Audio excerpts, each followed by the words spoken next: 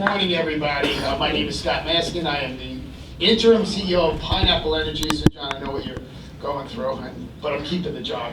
I think that I've been here for probably 6 or 7 of these energy conferences, and I actually love speaking about solar, and I love speaking about the park.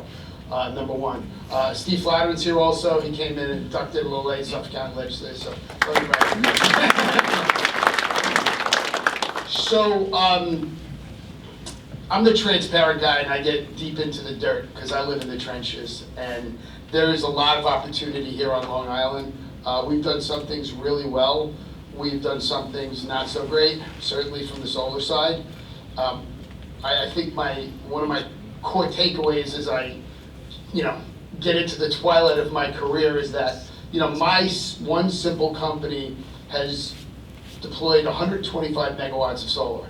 That's about $25 million a year of revenue that stays in the local economy, okay? That's a really meaningful target for me, but there's a lot more work to be done.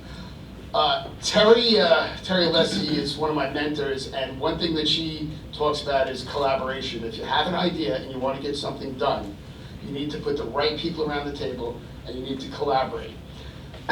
For solar on Long Island, right now we have what I would consider the perfect storm coming. And I am a wind advocate and a renewable advocate. I also understand where fossil fuel is going to play a part in moving forward, and how painful the struggle is going to be to get to 100% renewable. I also think that I'm super proud that Long Island has reached its milestones, and that's through grassroots contractors like myself that do really good work and deliver really great value, and smart moves from the utility to bring in, some of these farms that went out east and stuff like that. And I think wind has a massive place. What I would like to say is that I would love solar to whoop wind's ass one day. Okay? So I want to drive into the park, and that'll tie me into what the point is right now. The Hauppauge Industrial Park, the Long Island Innovation Park, is comprised of a moving target of buildings, because one comes down, 2 go up, but it's around 380 buildings, 400 buildings or so. It is the most difficult area to work because some of them are nationally owned, some are globally owned. Some guys have 12 buildings, some are mom and pop defense contractors. I mean, it is a mess of buildings. But the one thing that they have in common, that's about 20 million square feet of usable rooftop. Much of it was designed and built in the 80s and 90s under Jack Hulka, and these roofs are coming to the time where they need to be replaced. So again, perfect storm, check that box, right? Recently, with the change in the Suffolk County executive, Ed Romaine, we're not political here, but Ed Romaine has been an advocate of solar and renewables since day one in Brookhaven. He put them on the map with renewables. And he came to us, to the HIA, how can we help, right? In the very beginning. And Ed being a solar advocate, I kind of got in his ear and I said, we tried something in 2018. We tried to put a program together. That's a lot of work right there, okay? And it's not, you can't steal it. But we tried to put a program together to where we could really deploy solar at scale in the Hauppauge Industrial Park. The red buttons, the red thumbtacks, indicate buildings that have solar on them. This is in 2018. Unfortunately, a lot of those were done in the inception of the Solar Pioneer program, so there were 50 kilowatt systems, almost token. They were up there, they were sort of meaningful, but it wasn't like they were offsetting most of their, consumption, all right? We put a program together, it failed. It failed miserably. It failed because the contractors that were putting it together were squabbling more about who's gonna get the work than let's get the work, and then we'll figure that out. 6 years later, here's where we are today, and I consider this a failure.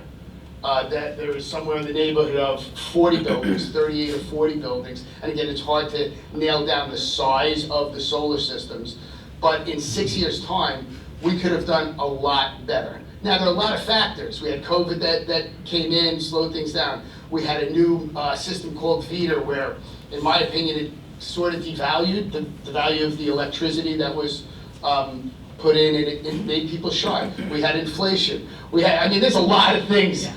But right now we have what I would consider a perfect storm. We have a county executive that put a super team around with the IDA and said, hey, how can we incentivize people to adopt solar? Sarah and Joe, they put 20 people around the table, and I'm not the only contractor that was invited. And we start brainstorming. So in Terry fashion, where does it start? With collaboration.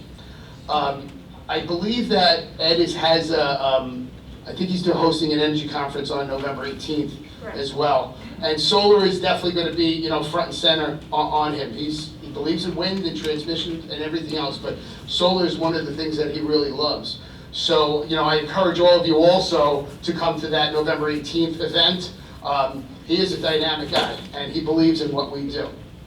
The collaboration, so to put everybody around the table, instead of just contractors.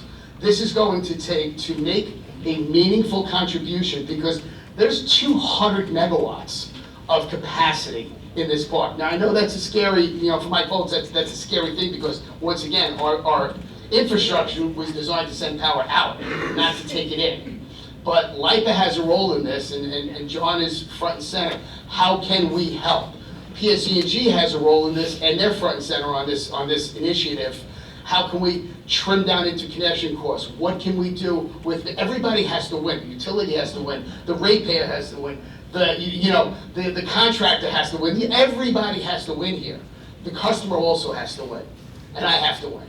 But, when we look at this being a failure, okay, when there's so much initiative, there's so much attention on wind, when we have a park that is so vital in the middle of our island that consumes a massive amount of power, when solar needs it, can provide it the most, Monday through Friday, okay?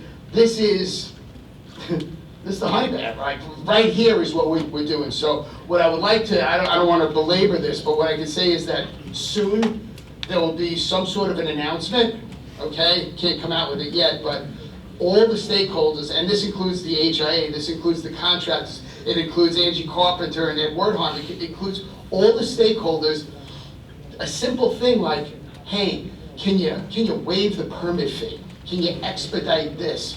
All of these things have a meaningful impact that are in the control of the towns, the county, the utilities, the utility contractor, and the contractors, where we can make a meaningful difference at this point, right now, on Long Island, well quicker, than any other energy deployment can be done. We have a team of people, not just SUNation, but we have a team of people, contractors, local and national contractors, that will consume a project like this. So, we're going to do a lot of Q&A after. I want to leave some time, but I appreciate the time to speak with you and talk about what will be unveiled.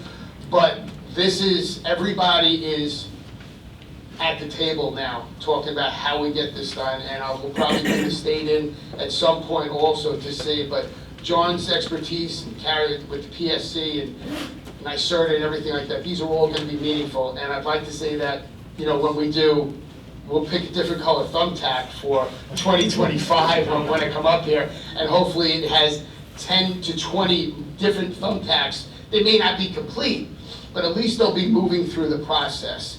And if we could get 20 megawatts of solar deployed, that is meaningful. And everything that's happening upstate, if you feed who's hungriest. If we're the area that is going to get us closer to the renewable goals, to feed us. So thank you for the time today, everybody. He's ready.